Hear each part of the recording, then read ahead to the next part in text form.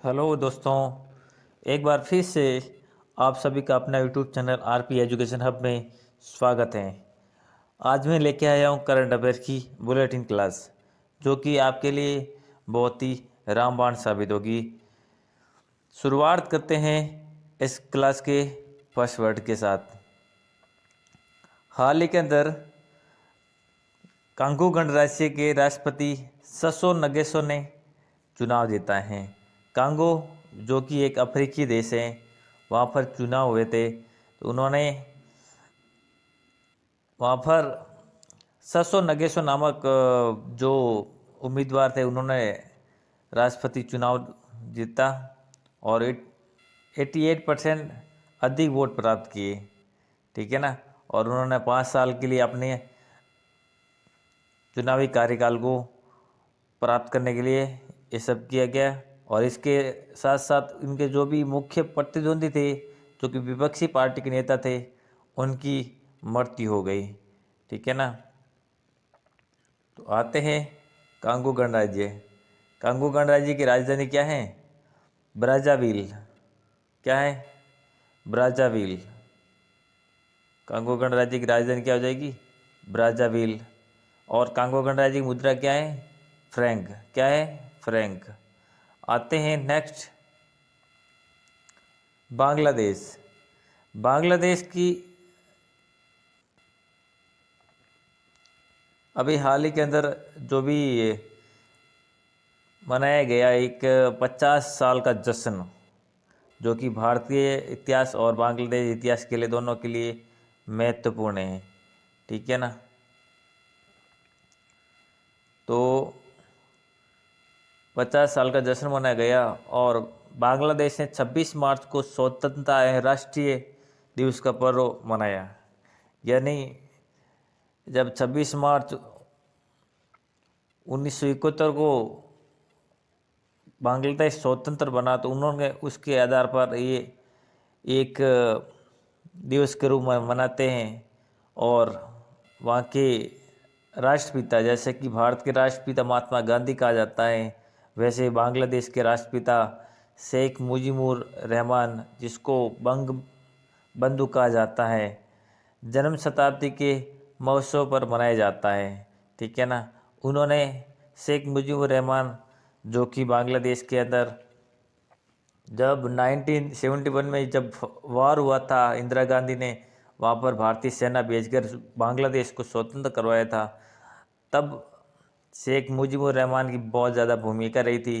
तभी से उनके जन्मदिवस को एक राष्ट्रपिता और स्वतंत्रता दिवस के रूप में मनाया जाने लगा। ठीक है ना। 26 मार्च 1971 को जब बांग्लादेश के शेख मुजीबुर द्वारा एक स्वतंत्र राष्ट्र घोषित रूप में किया गया था, जब भारत की सेना बांग्लादेश के जो पाकिस्तानी विरोधी थे उनके सैनिकों को हराकर बांग्लादेश को मुक्त करवाया था। और बांग्लादेश मुक्ति का युद्ध नेतृत्व किया तथा और ये युद्ध एक पाकिस्तान, जो कि पश्चिमी पाकिस्तान, बांग्लादेश को पहले पूर्वी पाकिस्तान कहा जाता था, लेकिन 1970 यानी 26 मार्च 1971 के युद्ध के बाद बांग्लादेश स्वतंत्र हो गया और एक स्वतंत्र देश के रूप में मान्यता मिल गई। 25 मार्च 1971 को 50 साल पहले आज बांग्लादेश में जाने जाने देश की स्वतंत्रता की मांग करने वाले बढ़ते राष्ट्रपति आंदोलन को दबाने के लिए पाकिस्तान की जो पूरी सेना है वो ढाका तक पहुंच गई। यानी पश्चिमी पाकिस्तान है, जो वर्तमान पाकिस्तान है, ये पाकिस्तान की सेना बांग्लादेश पहुंच गई, क्योंकि उस समय बांग्लादेश पूर्वी पाकिस्तान कहा जाता था। और पूर्वी पाकिस्तान के अंदर लोगों की मांग थी कि हम स्वतंत्र होना चाहते हैं, लेकिन पश्चिमी पाकिस्तान यानी वर्तमान पाकिस्तान वाले नहीं चाहते कि ऐसा हो, तो उन्होंने सेना भेजी। और उस सेना का मुकाबला करने के लिए शेख मुजीबुर रहमान ने भारतीय की मदद मांगी, तो इंदिरा गांधी जी ने सेना भेज के बांग्लादेश को मुक्त करवाया।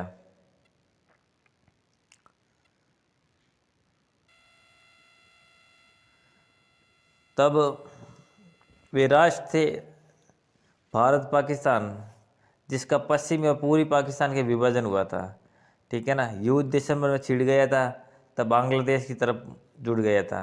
यानी पहले बांग्लादेश पूरी पाकिस्तान कहा जाता था, लेकिन जब भी 26 मार्च 1971 युद्ध के बाद जब भारत का जिम्मेदारी थी एक पड़ोसी के रूप में, तो भारत ने बांग्लादेश का साथ देकर उनको मुक्त करवाया और भारत की युद्ध की जो भी सेना है, मिलिट्री फोर्सेज है, नेवी है, उनको भेजा गया। ठीक है ना। और 16 दिसंबर 1971 को पाकिस्तान की सेना ने आत्मसमर्पण कर लिया। अर्थात जब भारत की सेना गई तो आपको पता ही है, इंडियन आर्मी जहाँ जाती हैं वहाँ भारत का लोहा होता है और वो जीत के आती हैं और एक मानवता के लिए कार्य करके आती हैं। इसलिए भारतीय सेना को हमारा नमन है कि उन्होंने हर कर्तव्य को दिखाया है और बांग्लादेश को मुक्त करवाकर वहाँ पर लोकतंत्र और इंसानियत कायम की है। वहाँ पर जो पश्चिमी पाकिस्तान द्वारा जुल्म किया जाता था, वहाँ से उनको मुक्ति दिलवाई है। आते हैं बांग्लादेश के बारे में। वहाँ की वर्तमान है प्रधानमंत्री कौन है? शेख हसीना। और राजधानी क्या है? ढाका। राजधानी क्या हो जाएगी? ढाका। और वर्तमान बांग्लादेश की मुद्रा क्या है? टक्का। नेक्स्ट आते हैं, कार्मेन मारियो मचाडो ने द रथबोन फोलियो पुरस्कार जीता। ठीक है ना। कार्मेन मारियो मचाडो नामक व्यक्ति है जिन्होंने द रथबोन फोलियो पुरस्कार, हाल ही के अंदर पुरस्कार की घोषणा की गई थी, रथबोन फोलियो पुरस्कार। ठीक है। पुरस्कार से रिलेटेड जो भी क्वेश्चन है वो कॉम्पिटिटिव एग्जाम की दृष्टि से बहुत ही ज़्यादा इम्पोर्टेंट। तो कार्मेन मारियो जो व्यक्ति थे, उन्होंने रथमैन फोलियो पुरस्कार जीता 2021 के अंदर। तो आपके लिए क्वेश्चन बन सकता है कि 2021 के अंदर द रथमैन फोलियो पुरस्कार किसे जीता गया या फिर कौन जीता गया, तो आपको ऑप्शन मिल सकते हैं।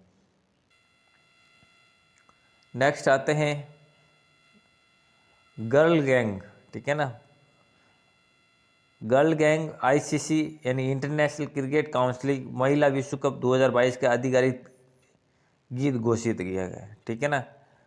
तो न्यूजीलैंड के गायक जीन विगमोर की एक ट्रल गर्ल गैंग ने आईसीसी द्वारा विश्व कप में आधिकारिक गीत घोषित किया गया। ये टूर्नामेंट 4 मार्च से 3 अप्रैल 2022 तक न्यूजीलैंड में आयोजित होगा। ठीक है ना।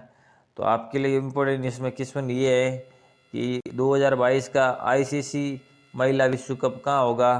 तो कहाँ होगा? न्यूजीलैंड के अंदर। ठीक है ना। ये इम्पोर्टेंट रखना है, याद रखना है, बहुत ज़्यादा इम्पोर्टेंट है एग्जाम की दृष्टि से। नेक्स्ट क्वेश्चन आते हैं,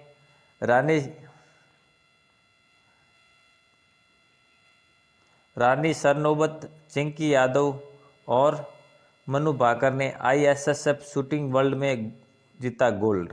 यानी भारत की ये तीनों खिलाड़ी हैं जो शूटिंग से इसका संबंध है। तो आपके लिए पहला क्वेश्चन यही बनता है कि या तीनों खिलाड़ी का नाम आ सकता है और कहा जाता है कि इसका संबंध किस खेल से है, तो कौन सा हो जाएगा?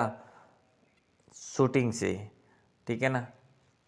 इन्होंने 25 मीटर पिस्तल में गोल्ड जीता था। ठीक है ना। तो इसके बाद भारत ने फाइनल में पोलैंड को हरा कर देश का 10वां स्वर्ण पदक जीता और भारत 10 स्वर्ण पदकों के साथ 21 पदकों के अंक में शीर्ष स्थान पे हो गया। ठीक है ना। तो आईएसएसएफ में जो स्वर्ण रैंकिंग है उसमें भारत 21 पदकों के साथ शीर्ष स्थान पर अपनी उपलब्धि हासिल की है। नेक्स्ट आते हैं, विश्व रंगमंच दिवस 27 मार्च कब मनाया जाता है? 27 मार्च विश्व रंगमंच दिवस। ठीक है ना। और हर साल 27 मार्च को मनाया जाता है और इस साल इनकी शुरुआत वैसे 1961 इंटरनेशनल थिएटर इंस्टीट्यूट यानी आईटीआई, इंटरनेशनल थिएटर इंस्टीट्यूट, ठीक है ना, आईटीआई की फुल फॉर्म है, और फ्रांस द्वारा इसकी शुरुआत की थी और ये हर साल कब मनाया जाता है? 27 मार्च को। नेक्स्ट आते हैं अर्थ ओवर डे 2021 27 मार्च को मनाया जाता है, ठीक है ना। अर्थ ओवर डे कब मनाया जाता है? 27 मार्च को, ठीक है ना। हर साल अर्थ ओवर डे जलवायु परिवर्तन के खिलाफ लड़ाई और बेहतर प्रतिस्पर्धा प्राप्त करने के लिए, उनका समर्थन प्राप्त करने के लिए दुनिया भर में आखिरी शनिवार को मनाया जाता है, ठीक है ना। अर्थ ओवर 2021 को 27 मार्च 2021 के रूप में मनाया गया, ठीक है ना।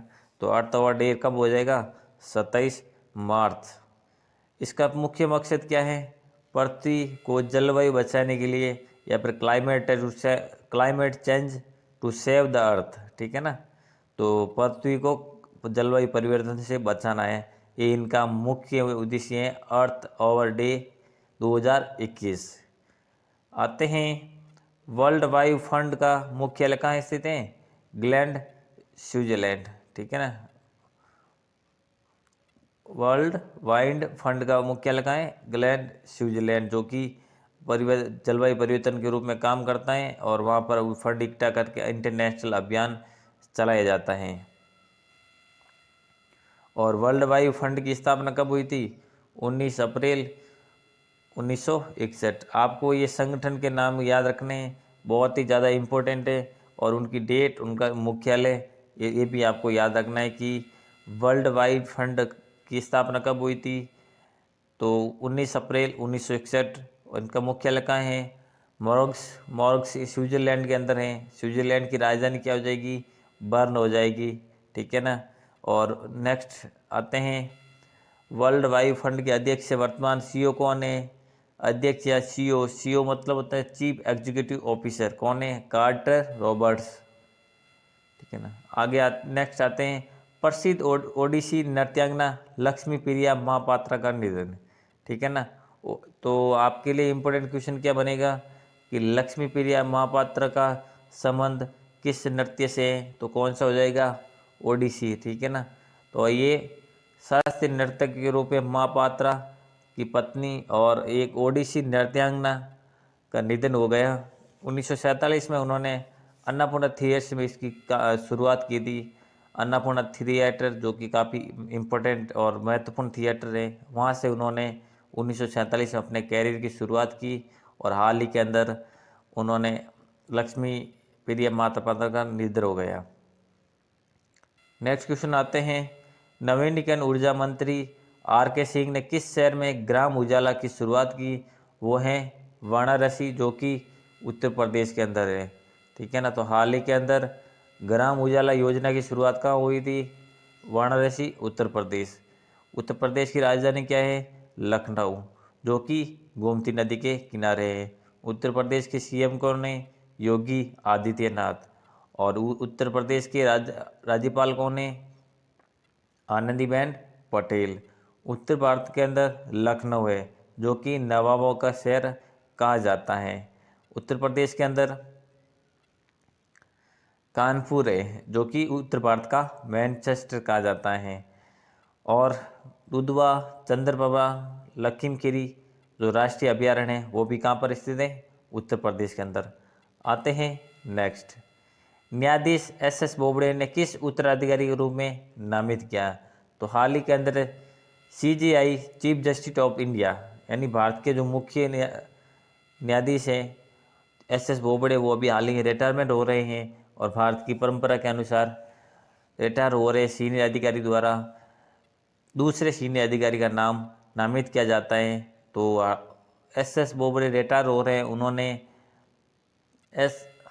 NV रमना का नाम आगे किया है, यानी उन्होंने NV रमना का नाम नामित किया है। नेक्स्ट CJI मतलब चीफ जस्टिस ऑफ इंडिया, यानी भारत के मुख्य न्यायाधीश SSB रमना का नाम आगे किया गया है, ठीक है ना। नेक्स्ट आते हैं कितने थिएटर में फैला जम्मू कश्मीर एशिया का सबसे बड़ा ट्यूलिप गार्डन खोला गया?